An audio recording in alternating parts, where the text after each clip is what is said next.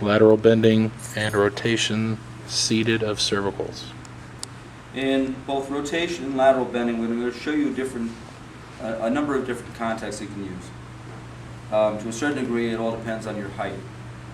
If you're blessed with height, or you choose to perform maneuvers, if you like, with your hands turned down, what we recommend is a couple things. One, you should be using a blue chair if your hands are turned down. It gives the patient more stability. The other thing that's going to be important if you like to use with your hands turned down in the seated position is really based on the height of your patient. The height of the top of the skull of your patient should be no higher than your xiphoid. Because when it becomes higher than that, in other words, the patient's head gets up into this region, up and over in there, you get at a good doctor's position because your hands come up too tall. You can't get your body behind what you do.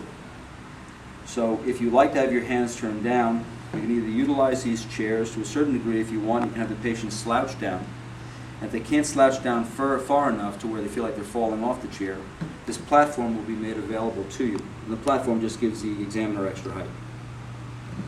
In essence, the contacts which you use are no different than when you were supine. It's just going to be in a seated position. So for rotation, let's say an example on the test we'll be using C4. Whether I palpate from the EOP down to the level of C4, or whether we go from the established the vertebral prominence and palpate superiorly, that's entirely up to you. Either which way, your segmental contact point for rotation, in essence, is going to be the articular pillar of the cervical spine. For expediency's sake, I'll say I've established my contacts. For rotation, with both hands, I'm going to cup the head. For left rotation, with both hands, I'm going to rotate the patient's head to the left until I feel pretension develop. In this case, I'm listening to the upside hand, or the hand that turns towards the sternum, and in this case, my right side hand. As I rotate the head, I'm going to feel that segment's going to give freely until I feel a degree of back pressure come in it. That back pressure means you just brought that joint to pretension. If I want to look at joint play, I can virtually back off pretension a little bit and then come back into pretension. If there's normal joint play, the segment that I'm on should translate or glide a little bit more anteriorly than the one below, so I feel almost this staircasing effect take place. That would be normal joint play. If I don't feel that by the time I feel pretension, in other words, the two are moving as a team, what's telling me is that the amount of joint play that's there is either reduced or absent. To assess end play, I first bring the joint into pretension, and then from pretension, the indifferent hand has done its job. It stabilizes the head. From now, what I'm going to do is I'm going to spring P to A through that articular pillar, feeling both the giving and the resilient quality. Once again, as we did supine, I'm going to do it using my entire hand, but since I'm assessing the joint that's under my contact, in this case the lateral index finger, this is the first in. It's the one that governs the motion. We don't spring with fingers like this, nor do we spring through the occiput here. We spring the entire hand through our contact point, that eighth of an inch, to feel that giving quality. If you wanted to liken this, instead of turning or driving the wheel of a car, this time you're steering a bus as you spring through. To those that like to use their hands in an upward position, in the upward position, we're going to require you to use the motion palpation stools. If you use the motion palpation stools,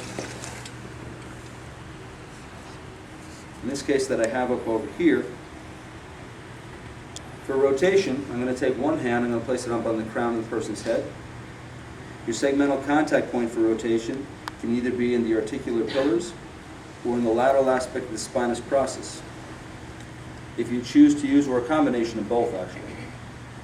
If you choose to use the articular pillar, your line of drive relative to that is going to be P to A. If you choose to use the spinous process, your line of drive is going to be lateral to medial, and for left rotation, this would be from left to right. Or some actually like to use a combination of both together. It's kind of like turning off the top off of a jar.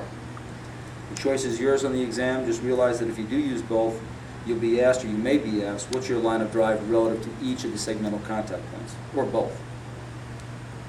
Either which way, let's say on a general scan, I found an area that needed further evaluation. In this case, I'm going to use C4.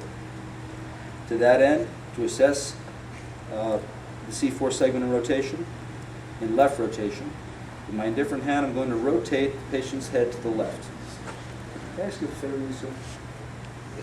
Can I ask you just to stabilize the spine here just for a second? Thank you. In order to do this left rotation, I'm going to contact that right articular pillar. So I'm going to compress the overlying skin, and I got to keep that compression there. I've got to stay with the joint. As I rotate the patient's head to the left, I'm going to feel the joint is going to give freely until I feel a back pressure. That back pressure is pre-tension. Once I feel pre-tension, to assess joint play if I wanted to, I back off pre-tension a little bit, and then I reestablish it.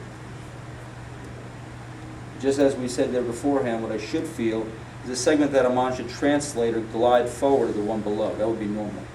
If the two move as a team or together, the joint play is either reduced or absence. To assess end play, I bring the joint to pre-tension. Once I'm at pre-tension, the indifferent hand stabilizes it. It does its job. It doesn't further the movement. It stays there. From here, I'm going to lightly spring, in this case, 1/8 of an inch, P to A on that articular pillar. Feeling the give and the resiliency. If you choose to use a spinous, you'd be pulling that spinous, in this case, lateral to medial, from left to right. And if you use both, it's kind of a combination, almost the same way you would take off a jar. So I'm just going to spring. And that would be rotation in the seated position.